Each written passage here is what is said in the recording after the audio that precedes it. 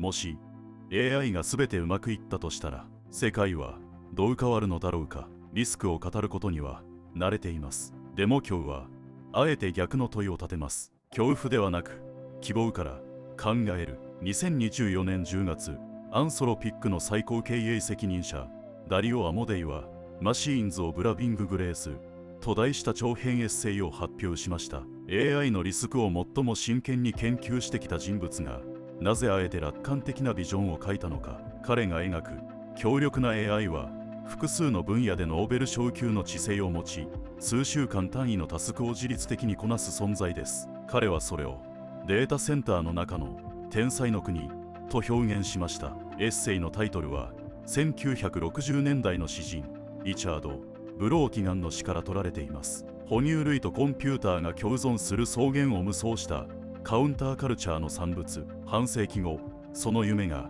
現実の問いになっています。アモデイが描く未来には5つの領域があります。生命、科学と医療、精神的健康、経済と貧困の解消、民主主義と平和、そして人間の意味と尊厳。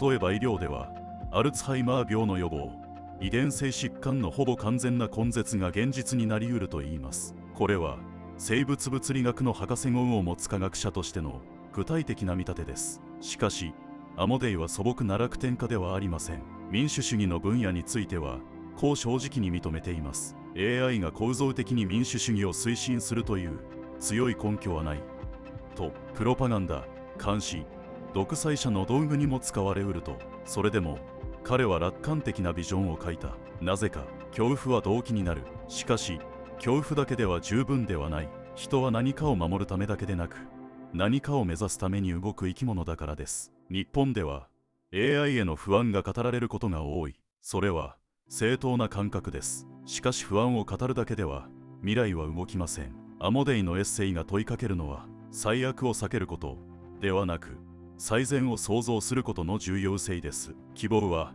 リスクから目を背けることではない。リスクを知った上でそれでも人類の可能性を信じること。あなたは AI が正しく機能した未来をどう思い描きますか？